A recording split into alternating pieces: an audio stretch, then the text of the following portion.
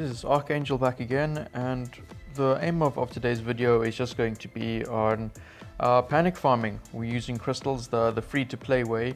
We've hit a bit of a quiet spell in the game, fortunately, and that's pretty much given us a chance to either catch up on character farming or gear farming to get up either the new characters that come out or just the current ones that we have.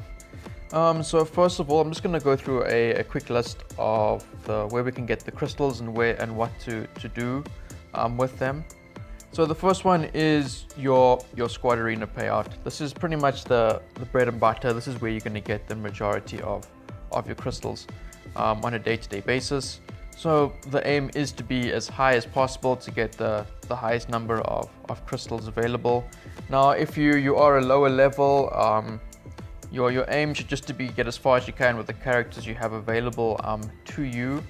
Have a look around in your shard that you are in and have a look and see what everyone else is running. That pretty much gives you an idea of where everyone else is at, either at your level or at the levels above you. So as you can see here, my current one is 75 crystals that I get on a day-to-day basis. Then there are two other more consistent ways of getting them. It's in the Galactic War.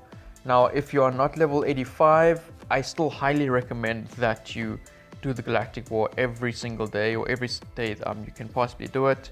This is not only a great way of getting crystals, but it's also a nice way of getting a lot of credits. As you can see there, 25 crystals, as well as you're getting about 650k worth of credits there too, along with some character shards, which is quite useful.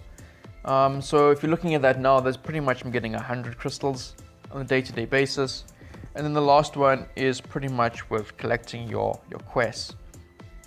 So the main thing is that I recommend, if you are below level 80, the main thing you want to do is you don't want to collect these daily activities, mainly because the amount of XP they give is just way too high, and you'll actually start leveling up faster and falling behind with what you need to do.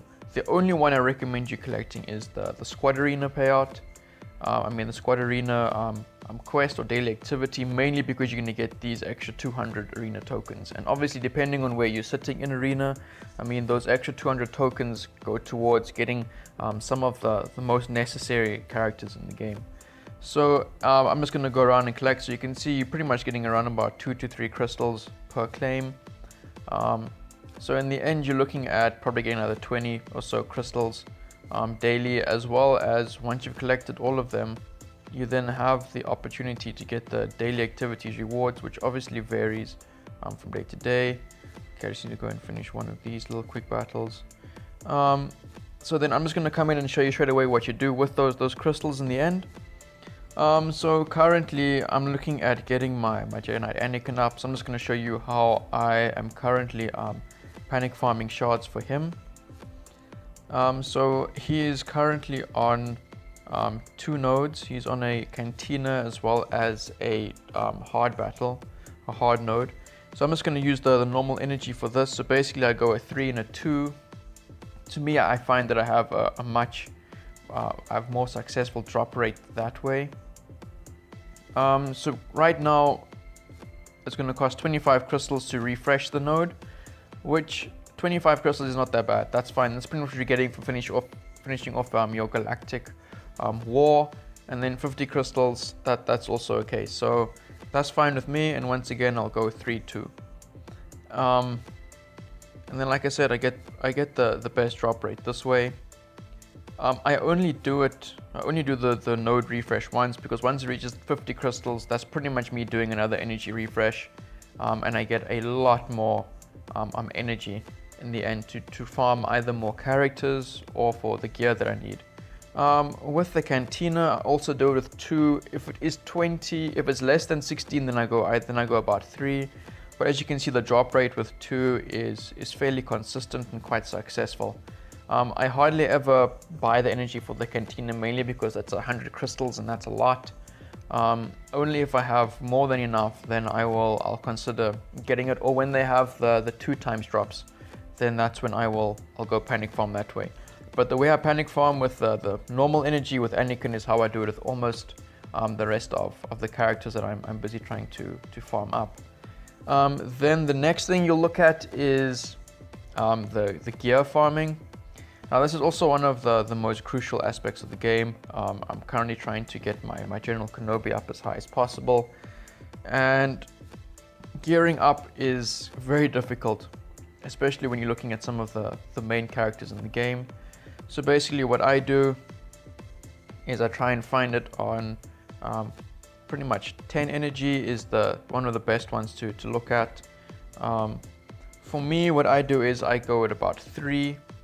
If it's 10 energy, if it's 2, then if it's 20 energy, then I go down to 2. But considering it's only 10, I do it 3, and I find that this way I still have a more successful drop rate or chance of getting the gear that I need. It's not always a given. It's very difficult, especially trying to get this high-end gear that the characters need. But then once again, once you run out of energy, you just go and purchase again with another 50.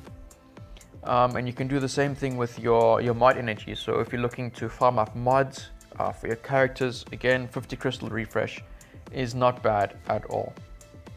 So that's pretty much the way that I'm panic farming, not just my characters, but also the gear that I need for them. So we're just going to have a look now, and then you can see what I mean with getting a few more crystals. So at the end over here, you get 27 just by collecting daily activity. That's let alone probably the other 20 you got beforehand. And then it gives you a chance of another, varies between 5 and 100 crystals once you open the prize box.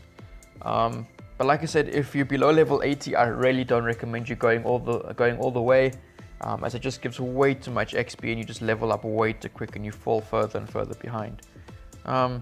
So then all you're going to do is just work out how many crystals you get on a daily basis. So I mean, if I'm just getting 75 from my squad arena, then all I have to do is that pretty much counts towards my Anakin farming and buying an energy to go again for him.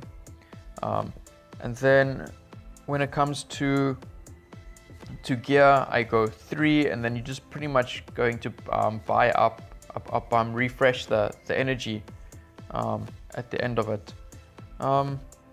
When it comes to the more difficult nodes, I mean, I pretty much try and tend to stick to the same sort of routine with a 3 and a 2. That's just got the best drop rate. But the main thing is getting those crystals and using them to your advantage in the end. So that's pretty much the best way you can go about panic farming. Know what your limit is, know how many crystals you're getting on a daily basis so that you can know which characters you're aiming to work on getting up to a higher star level or farming up the gear for them. And then once you're done with that, then you have an idea of where you need to be and who you need to focus on more.